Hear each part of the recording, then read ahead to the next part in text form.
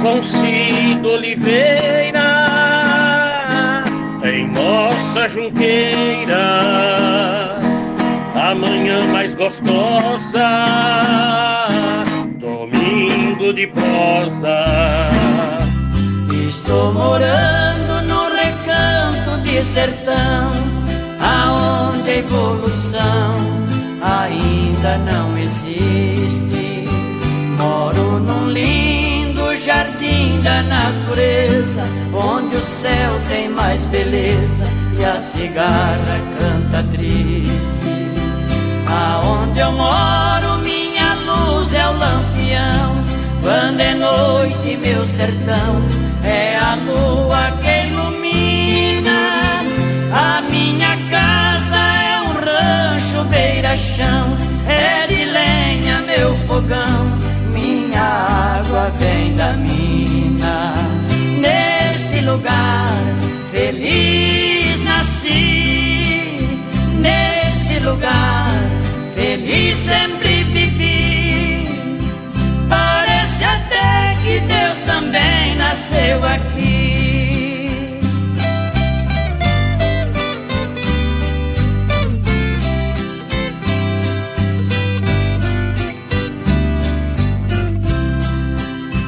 Minha piscina é um simples ribeirão, e minha televisão é um lindo amanhecer. Meu automóvel é um cavalo tordilho, o meu ouro é o brilho que o luar vem me trazer. Nas dependências do meu rancho de sapé, minha... Estamos aqui na fazenda Morro Grande. A gente veio mostrar onde o Dr. André nasceu. E aqui está o tanque de lavar roupa, ali tem outro tanque também. E ele vai contar um pouquinho aqui para a gente, um relato breve do local onde ele nasceu. Era uma casa pequena de madeira. Eu me lembro que ela tinha uma área na frente. Se salvo engano, o quarto era do lado de cá. Um quarto só. Uma sala, a cozinha e um banheiro. E essa parte aqui fazia parte da casa. Tinha uma arinha no fundo que dava acesso aqui. Minha mãe diz até que esse pé de manga fui eu que plantei.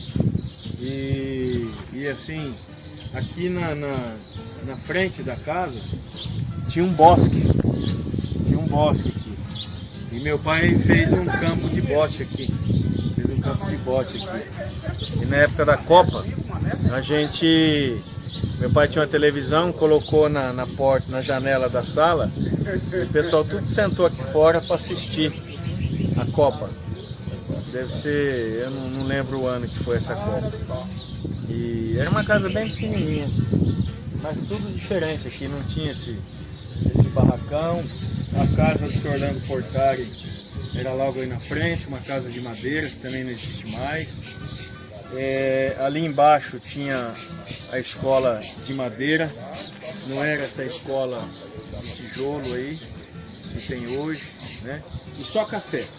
Aqui era tudo café, só tinha café.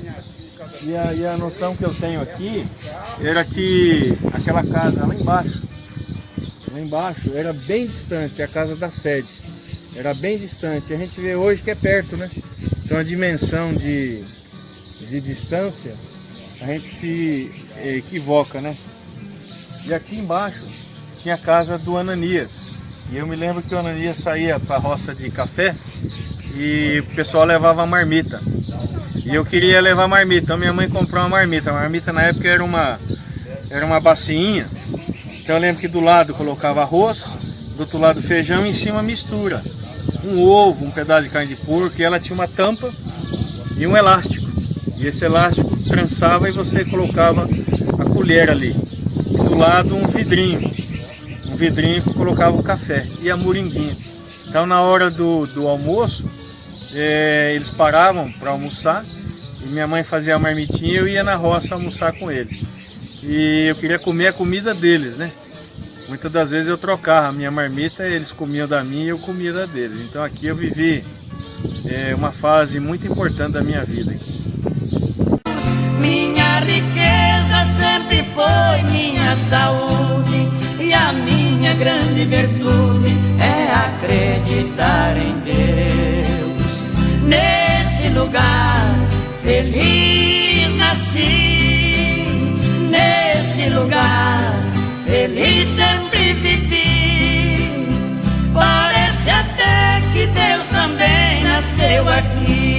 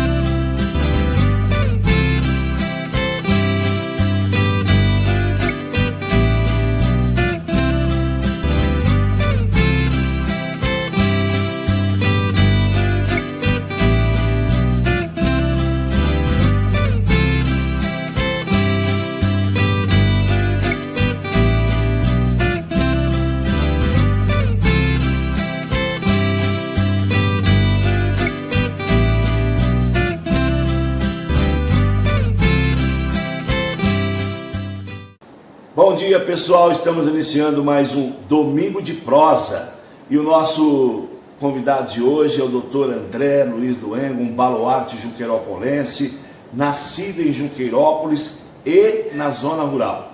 Dr. André, muito bom dia. Bom dia, Cido, obrigado pela oportunidade. Eu acho muito importante quando nós temos essa chance de falar daquilo que a gente gosta. E Junqueirópolis é um lugar que eu e minha família nós gostamos muito. É aqui que nós escolhemos para nascer e para viver, e aqui nós vamos ficar por todo sempre.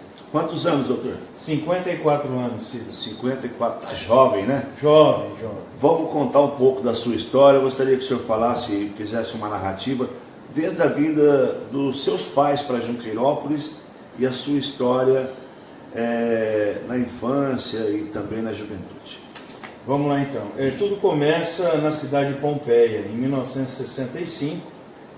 Meu pai recebe um telefonema. Meu pai é o saudoso professor André Luengo Lopes, do professor Jaime Gonzaga, que já estava aqui na cidade de Junqueirópolis. Jaimão liga para o meu pai e diz: olha, André, se você quiser vir dar aula em Junqueirópolis, esteja aqui amanhã cedo. E na época era talvez trecho até de terra, ninguém usava capacete para andar de motocicleta. Meu pai tinha uma vez com uma lambreta e assim o faz. Família humilde, minha avó do lar, meu avô caminhoneiro, meu pai que já lecionava lá na cidade de Pompeia, pega a sua motocicleta e vem para cá, 160 quilômetros. Na hora marcada, chega em Junqueirópolis e realizadas as tratativas, então ele começa a dar aula aqui em Junqueirópolis. No início ele mora numa república, na rua Rui Barbosa, né? Mora numa república e depois ele acerta, como a cultura do café era muito forte aqui na época, ele acerta, meu pai sempre foi uma pessoa muito inteligente, em fazer a contabilidade do proprietário da fazenda de café. E ajusta então na fazenda Morro Grande, ali no bairro Duas Barras, na época do Dr. Hélio Russo. E lá consegue uma casa, consegue não pagar energia, a água, né? E não paga aluguel, e aí entabula um casamento. Ele já namora minha mãe é a professora Antônia Rodrigues Luengo, então vem para cá, ambos se casam e vão morar nessa fazenda. Quantos anos tinham eles quando se casaram? Meu pai tinha 27 anos e minha mãe tinha 20 anos, mais ou menos isso aí. Minha mãe ainda não era professora, ela veio se formar aqui em Dracena, depois que casou com meu pai e veio para Junqueirópolis, né? E nessa época então meu pai cuidava da contabilidade da fazenda Morro Grande e dava aula na fazenda Boa Vontade, da família do Escatolim. E assim começa a vida desses jovem casal que vieram para Junqueirópolis, né? Minha mãe logo se forma e começa a dar aula, substituição, né? No bairro Duas Barras, na escola lá das Duas Barras. E uma coisa importante que o telespectador, os ouvintes têm que ter consciência, que naquela época a escola agrupada, ela lutava muito para fazer com que os lavradores colocassem os seus filhos na escola. Por quê? Porque as famílias eram numerosas, até por uma questão de mão de obra. Todos se voltavam à cultura do café. E o estudo não é que não era valorizado, mas sopesando estudo, trabalho, dinheiro, o valor era mais importante, o trabalho naquela época, né? O estudo ficava em segundo plano. Ficava em segundo plano. E eu me lembro de história de meu pai correr atrás para a construção de pinguela, para os alunos poderem passar, corredor para os alunos poderem passar por dentro de um pasto, por conta do gado, dos animais, enfim, era uma luta.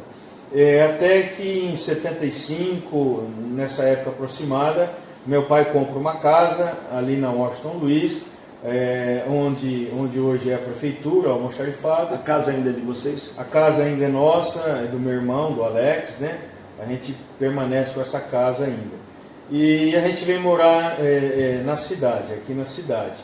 E na época só tinha eu e a minha irmã Meire, né? E a gente veio morar aqui na cidade. E é interessante que onde é a prefeitura hoje, muitos sabem, era uma escola, e foi lá que eu vim estudar, fui matriculado lá. Então era só atravessar a rua, eu estava na escola, né? Estava dentro de casa, e mesmo assim, às vezes ainda corria o risco de chegar atrasado, né? E ali, Cido, começa uma coisa importante na minha vida. Meus amigos de família mais humilde, todos, quase todos, sem exceção, trabalhavam como servente de pedreiro, trabalhavam como sorveteiro, porque na época era muito comum, o padeiro entregava o pão com uma carroça, o açougueiro tinha uma carroça coberta, fechada, onde ele vendia carne, né? O leiteiro idem, então nós tínhamos uma sacola no portão da nossa casa, ali era colocado o pão, a bengala, e era colocado o leite também, né? E eu tinha amigos que vendiam sorvete, em carrinho de sorvete. E eu tinha lido, na época a gente lia bastante romance na nossa parte escolar, eu tinha lido um romance, o Tinoco, né? Tonico, agora não sei se é Tonico ou Tinoco, cada dupla. E ele era um engraxate, esse menino. E eu falei, não, então eu vou engraxar sapato. Arrumei uma caixa e subi para a rua para engraxar sapato. Vou ganhar dinheiro. E meu pai e minha mãe falaram, não, você tem que estudar. Não é menosprezar o trabalho, mas a gente quer que você estude. Tenha o que nós não tivemos a chance de ter. Vai estudar, não precisa trabalhar, a gente vai te bancar. E aí subi para a rua, mas acabou não dando certo, voltei. E esse amigo que vendia sorvete com carrinho, falou, eu arrumo um ponto para você. E assim foi entabulado.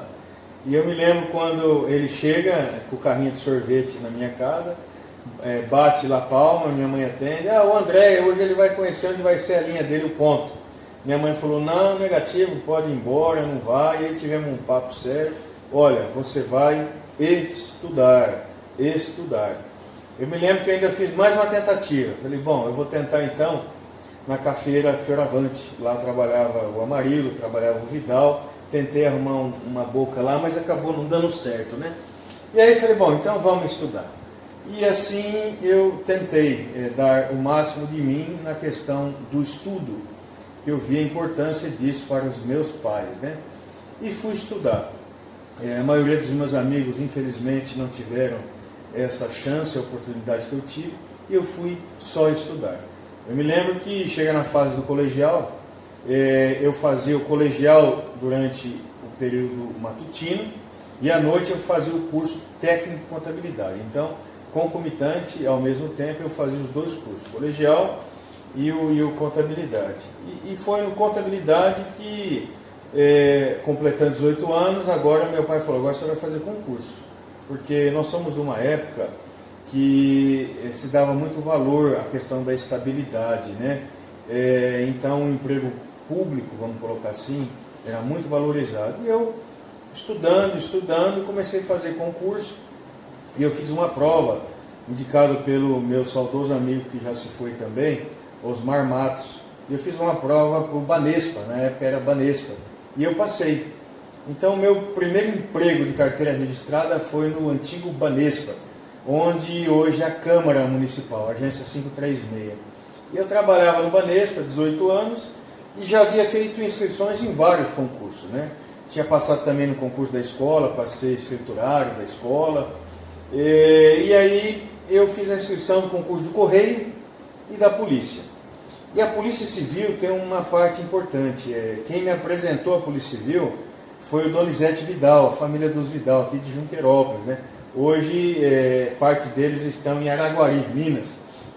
E o Donizete, a gente estava na casa dele, aí chega um Corcel 1, branco, né? E desce um senhor. Esse senhor é Atílio Pazotto Rodrigues, meu amigo. Perito. Conheceu também, perito, aposentou como perito. E desce aí o Doni fala assim para mim, André, aquele homem ali é policial. Eu falei, que policial, Doni? Ele não usa farda, não usa cap, como policial, né? Aí o Doni me explicou, falou, não, essa polícia, ela só investiga, eles ficam igual nós aí na rua. E aquilo nasceu a semente da polícia, né? E quando eu vi a abertura do concurso, eu falei, eu vou fazer. E nessa parte também me ajudou muito o Jair Ribeiro do Prado, nosso amigo Jair. O Jair conheci na época da escola, ele era escriturário da Escola Boa Vontade e meu pai era diretor, né? E aí eu falei, nossa, vou fazer esse. E coincidiu de ser no mesmo dia concurso do Correio, concurso escrivão de polícia. E eu já trabalhando no Banespa. Óbvio. Tinha que escolher, né? Óbvio. Optei, 18 anos, optei pela polícia. Nossa, o primeiro da família na polícia. Meu pai me rezou o terço. Falou, polícia, não, filho, não. E eu fui, fiz o concurso da polícia, porque a gente brincava muito na época, tinha um seriado chamado SWAT, e eu brincava muito com o meu amigo Márcio Mazo Gomes, e todo mundo queria ser o bandido, e eu já queria ser o da SWAT, né? E aí fiz o concurso aos 18 anos, graças a Deus fui aprovado, fui para São Paulo, e começa a academia de polícia, 9 de setembro de 85, exatos 35 anos atrás. E entrando na polícia, eu como antigo, vamos colocar assim, bancário, fazia ciências contábeis, tudo a ver com o banco, né? Quando eu saio do banco e vou para a polícia, abandono no final do primeiro ano a contabilidade e vou me dedicar à faculdade de Direito, né? Aí comecei o curso de Direito e, como escrivão de polícia, não me restava outra opção. Falei, não, agora eu sei o que eu quero ser quando eu me formar, delegado de polícia. E aos 26 anos, estudando bastante, consegui aprovação no concurso de delegado de polícia. Nesse lapso aí, Cílio, eu conheço a minha esposa, a Lucilene, eu trabalhando no Banespa, e ela é secretária de um médico, Dr. Roberto Hirota, aqui de Junqueirópolis. Eu conheço a Lucilene, e ali começa um namoro, né? E esse namoro, em 1990, ele se transforma, depois de 4 anos, ele se transforma em um casamento. Quantos anos vocês casaram? Eu tinha na época 23 anos e a Cília tinha 21 anos, né? Nós casamos nessa época aí. Era quando eu terminava a faculdade de Direito, nós casamos, né? E nasce o primeiro filho, o André Freitas Duen, que hoje tem 30 anos de idade, né? Em 93, quando eu passo no concurso, que eu vou assumir a minha primeira cidade, Capão Bonito, região de Sorocaba, o André já tem 3 anos. E aqui eu quero dar um testemunho assim, da importância da persistência. Eu me lembro que estudar não é fácil. E eu tinha um compromisso assumido lá atrás, no passado. E eu me trancava no quarto para estudar. Por quê? Porque se não estuda, você não consegue passar no concurso. Não passa. E eu não tinha condição financeira de pagar um cursinho, não tinha. Escrivão de polícia, mulher, filho, minha mulher trabalhando, minha mulher passou no concurso da prefeitura, trabalhando, mas não tinha condição. Então assim, persisti muito e consegui aprovação no concurso, né? E aí quando a gente vai para Capão Bonito, uma nova fase da vida. Quando o senhor foi embora para lá, o senhor imaginava que voltaria para Junqueirópolis novamente? Foi com essa vontade? Eu me lembro que eu fui primeiro, né? Acabou a academia, eu fui, a Cília e o André ficaram aqui. E aí logo eu já procurei, dormia dentro da delegacia, né? Logo eu já procurei alugar uma casa, né? Alugar uma casa e aí, quando chegou o dia cedo, o coração ele sai exprimido daqui. O caminhão com a mudança, eu, a Cíli, o André e o Paulinho levando a nossa mudança. Quando a gente vira naquele trevo ali, chega a arrepiar, porque assim, é difícil sair daqui, né? Eu saí, mas com essa ideia, um dia voltar. E graças a Deus consegui voltar. Depois de 6 longos anos, a gente conseguiu voltar.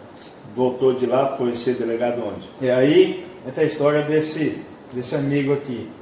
Em 93, lá a gente fez muitas amizades, muita. Deus é que colocou aquela região na nossa vida, né? E em 99 eu volto para Pauliceia. E lá eu conheço o Cido Oliveira, salvo engano, começando na vida de radialista e tal, né? Fico em Pauliceia pelo período de 1 ano e depois eu venho para Junqueirópolis. Eu me lembro que eu fui chamado pelo Dr. Ambrósio João Possari, o delegado seccional Dracena, e ele diz assim para mim: André, preciso que você ocupe lá o cargo de delegado titular de Junqueirópolis. Eu falei: Dr. Ambrósio, eu nasci lá, eu comecei, vamos dizer assim, como escrivão lá, porque quando eu fui efetivado, eu trabalhei 2 anos em Jaboticabal, região de Ribeirão Preto. Mas o meu estágio como escrivão de polícia foi em Junqueirópolis, né? Será que vai dar certo? Será que eu vou conseguir? Ele falou: vai. Se não conseguir, a gente arruma outro lugar para você. E eu vim em 2000, eu vim para Junqueirópolis, tive a honra e o privilégio de ser o primeiro junqueiropolense delegado em Junqueirópolis, né? Nós temos outros delegados que são nascidos em Junqueirópolis, né? Mas eu fui o primeiro a ser nascido e trabalhar em Junqueirópolis. Nós temos um delegado, Dr. Severo, meu amigo, doutora Sandra Zanardi, minha amiga, que são também nascidos aqui, mas que não chegaram a ser delegado aqui. Seu irmão Alexandre? Meu irmão Alexandre veio depois, que também hoje é delegado de polícia. Então, eu tive essa chance, fiquei aqui durante 4 anos. Aí em 2004 eu vou para Dracena. Fico em Dracena, trabalhei lá na DIG, na DISE. Fico em Dracena durante 10 anos. Depois eu sou convidado a ir para Presidente Prudente. O convite para Presidente Prudente, ocorrido então há 6 anos atrás, ele vem num momento da minha vida em que eu confesso que eu já pensava na minha aposentação. Mas quando eu conheci a docência e tive a oportunidade pelo professor José Gonzaga de lecionar em uma faculdade, isso no ano de 2006, eu percebi que a docência estava no meu DNA. E o convite para Prudente, ele veio ao encontro disso. Eu fui convidado para cuidar da Academia da Polícia Civil na região de Presidente Prudente, que hoje engloba 67 municípios, mais de 1000 policiais. Então, o convite me foi feito pelo Dr. Valmir Geraldo, diretor do departamento. Conversei com a minha esposa, com os meus filhos, e a decisão é a seguinte: o que decidir nós vamos junto. E assim foi feito. Então, em 2014, eu vou para Presidente Prudente. Atualmente eu ocupo o cargo de delegado divisionário da Divisão da Administração do DEINTER 8 e também ocupo o cargo de professor dirigente da Unidade de Ensino e Pesquisa, a UEP. Numa linguagem mais compreensível, a Academia da Polícia Central nossa é em São Paulo. Lá tem o diretor, Dr. Júlio Gerrit, e foram criados nos 10 departamentos, setores administrativos, essas academias para facilitar a vida do policial em formação, bem como da vida dos policiais que vão fazer curso complementar. Então, ao invés de se deslocar até São Paulo, esses policiais ou os novos policiais são formados ou realizam cursos complementares aqui na cidade de Presidente Prudente. Estou lá então há 6 anos, realizando sonhos que por mais inimagináveis que fossem, se tornaram na minha vida, graças a Deus, realidade. E hoje eu posso dizer que eu faço só o que eu gosto de fazer. Então eu cuido da academia, cuido da divisão da administração, e embora eu já tenha dado há 5 anos o tempo para eu aposentar... Está jovem ainda, né? Jovem, muito jovem. A gente chega nessa idade, você começa a ver que a gente falava que os outros eram velhos, né? A gente vê que não é assim, né? Vocês podem achar, mas nós não somos velhos, nós somos jovens ainda. E penso em permanecer até quando Deus permitir, porque, volto a dizer, eu tenho a maior satisfação de fazer o que eu faço todos os dias. Então, em rápidas pinceladas, Cid, essa é a história da minha vida, e assim, é um testemunho vivo da demonstração da importância do estudo, da importância da persistência, da importância da boa fé, da importância de ter um foco na sua vida, seguir ele, embora todos os tropeços que porventura você tenha, se você tiver fé em Deus, persistência, querer o bem, você consegue tudo que você almeja na sua vida. Sim. Doutor, o senhor ainda há pouco contava que quem assistiu o seu parto quando nasceu foi o doutor Sebastião Francesco. Naquela época, em 66... Ele, né, já era médico? Já era médico. Em 66, a gente morava no sítio, na Fazenda Morro Grande, e nessa era aí, vamos dizer assim, um ou outro, só que a primeira pessoa que não viu quando nasceu era o Dr. Sebastião Francesco, né? E eu tive a oportunidade de dizer isso para ele, né? Quando eu vim trabalhar aqui, nas tratativas que a gente mantinha, então um dia eu disse isso a ele, né? Um baluarte de Junquerópolis, essa pessoa. E aí deixou seus filhos, né? Que dão continuidade aí, médicos, um com o mesmo nome dele, né? Então uma figura importante também. Não tem como ler a história de Junquerópolis, né? E não tem um capítulo lá do Dr. Sebastião Francesco. Tem várias histórias, inclusive o Tiãozinho, o mesmo carisma, né? O mesmo carinho com os pacientes. E o seu filho mais novo, quando o senhor morava lá em Capão Bonito, o senhor fez questão dele nascer em Junquerópolis. Nós temos 2 filhos, o André, que eu estava aqui na época, ele escreveu de polícia, e o Guilherme. O Guilherme, ele nasce quando nós estamos em Capão Bonito. Então o que acontece? Eu e minha esposa Cília, a gente falou, bom, o Guilherme tem que nascer onde nós 3 já nascemos, né? Então meu sogro e minha sogra vão para lá um mês antes e trazem para cá a Cília, né? E o André. E para que o Guilherme, então, para que ela, com toda tranquilidade, possa dar a luz aqui. E nós temos na certidão de nascimento do nosso segundo filho, natural de Junquerópolis, né? Muito bom. Como é que foi quando o senhor deu a notícia, olha, nós vamos voltar a morar em Junquerópolis? Estava lá em Capão, aí o senhor conseguiu voltar aqui para a região, falou, estamos indo embora, vamos voltar a morar na região. Em 99, em julho, eu venho em umas férias para cá, e assim, profissionalmente, eu estava num patamar muito bom na região de Sorocaba, né? E eu venho passear para cá e eu sinto muita falta de ar.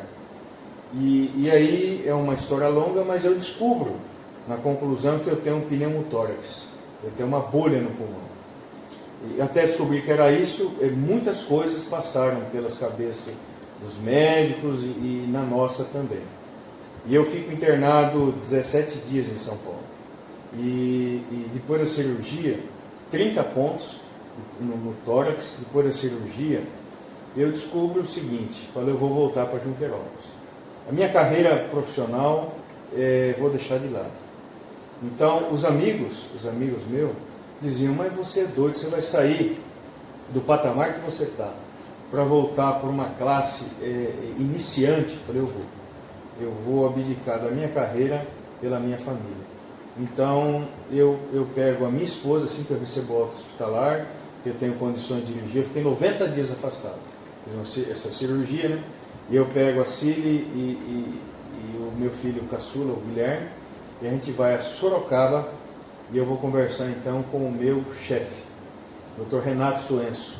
E eu falo, doutor, eu preciso voltar para a minha região.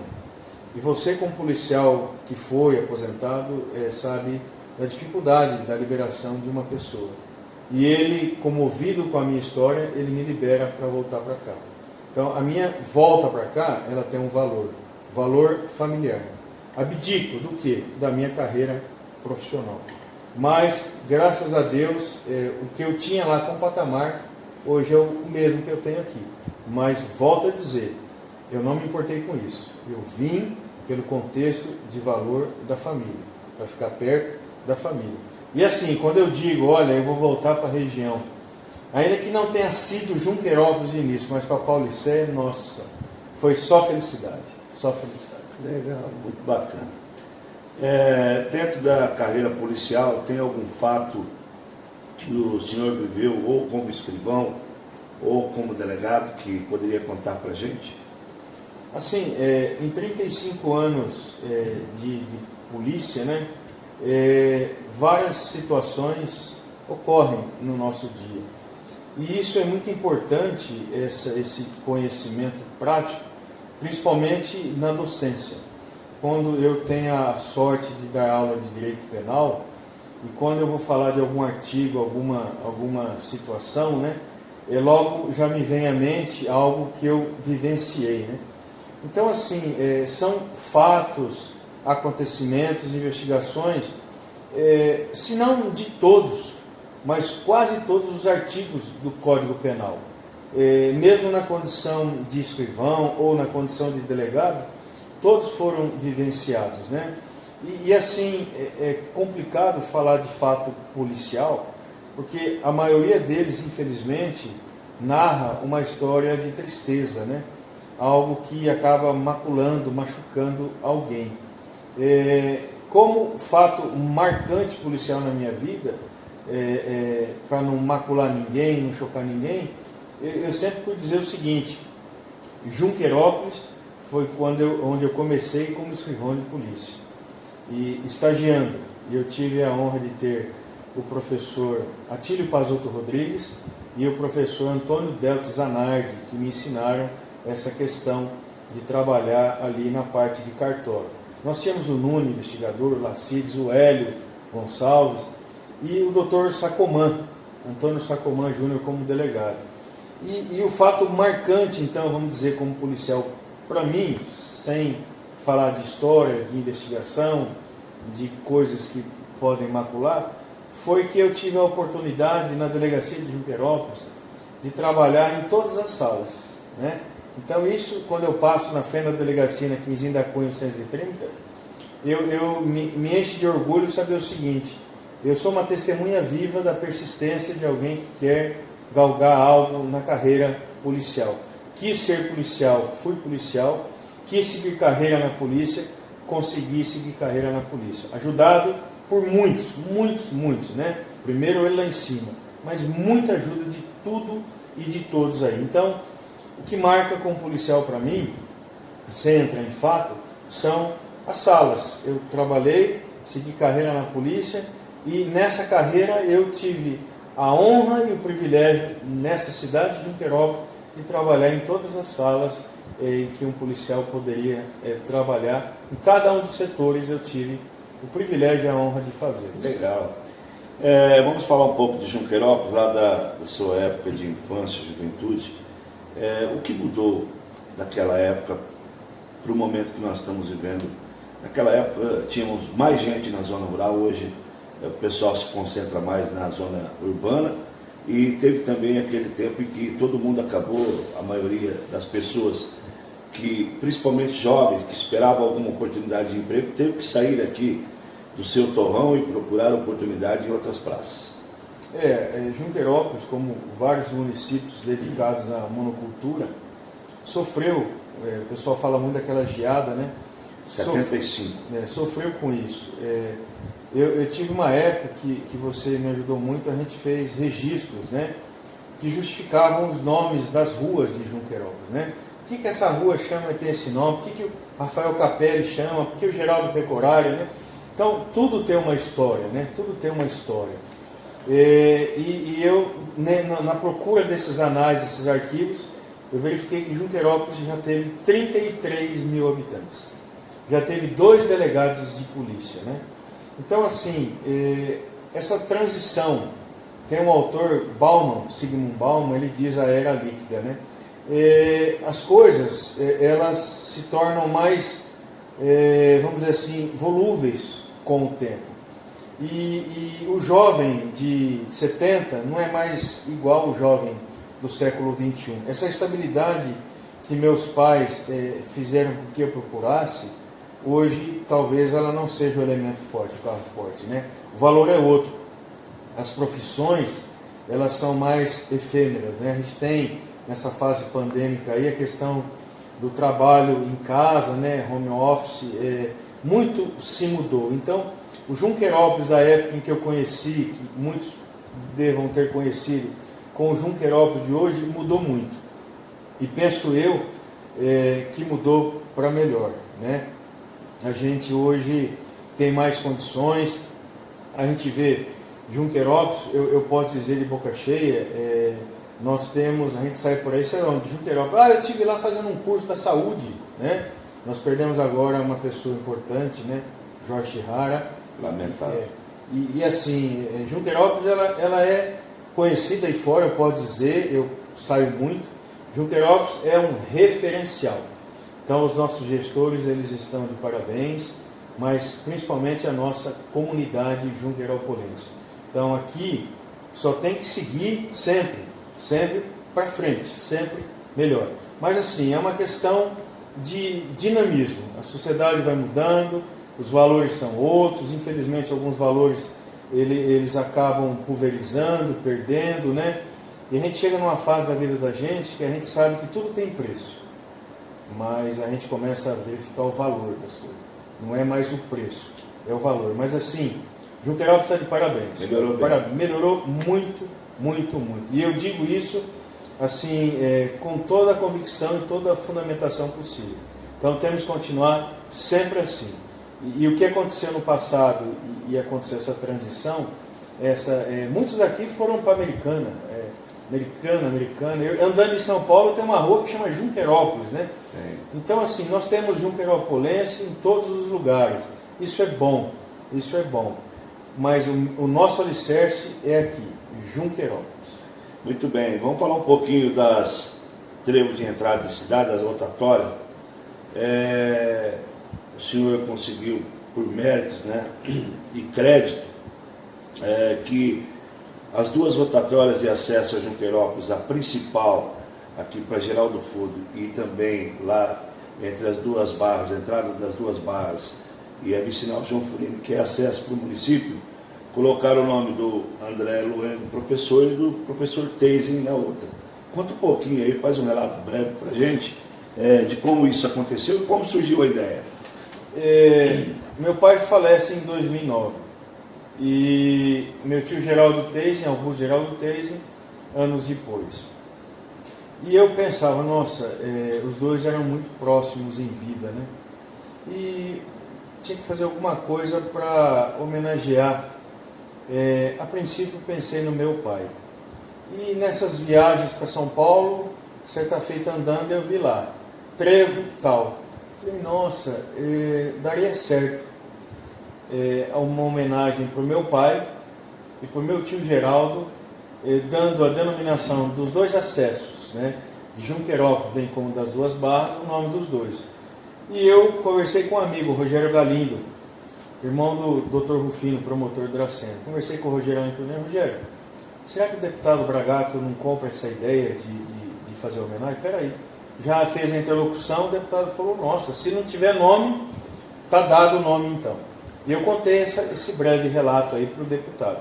Ele pede então que eu faça uma razoada. Eu fiz, só que para fazê-lo, eu tinha que saber detalhes que muitas das vezes eu não sabia do meu pai, né? E do meu tio Geraldo muito menos. Então o que eu fiz? Eu conversei com o meu primo Tu, lá em São Carlos. Tu, nós vamos fazer uma homenagem para o seu pai em sigilo, não conta para ninguém da sua família, me faz uma biografia do seu pai. E ele fez e me mandou. E eu falei, mãe, eu queria saber um pouco da história do pai, me faz um relato. Minha mãe fez, mas o que é? Eu falei, não, por enquanto eu não posso contar. E aí eu fiz esse razoado de corpo e alma, de coração, O deputado fez o projeto, eu agradeço ao deputado Mauro Bragato, e foi mais de um ano, porque tem que passar por comissões, né? Comissões. Ser aprovado. Porque assim, é uma lei. Como tem uma lei aqui no município de Junqueirópolis, que os vereadores aprovam, o prefeito sanciona, a lei também teve um projeto de um deputado, né, Assembleia Legislativa, e o governador sanciona essa lei. E essa lei dá a denominação dos dois acessos. O que o trevo, conhecido como da bandeira, o principal, o nome do meu pai, e o trevo das Duas Barras, o nome do meu tio Geraldo. Por que os trevos, né? Qual foi a fundamentação que eu consegui, assim, convencer o deputado? Eu disse o seguinte: os dois vieram de fora para trazer para cá a educação. O trânsito, ele tem que ser educado. O trânsito também educa, porque o trânsito mata. Aqueles trevos, ambos, passavam por lá. Porque o acesso, depois que nós mudamos para a cidade, o acesso era por ali. Não existia aquele trevo, mas era por ali. Então, para nós irmos, meu pai ir para a escola Boa Vontade, fazia por ali. Quando nós morávamos na Fazenda Morro Grande, nós fazíamos acesso lá pelo trevo das Duas Barras, que nem existia trevo das Duas Barras, né? E quando meu pai é aprovado no concurso de diretor e vai para São Paulo, quem assume o lugar do meu pai é o meu tio Geraldo.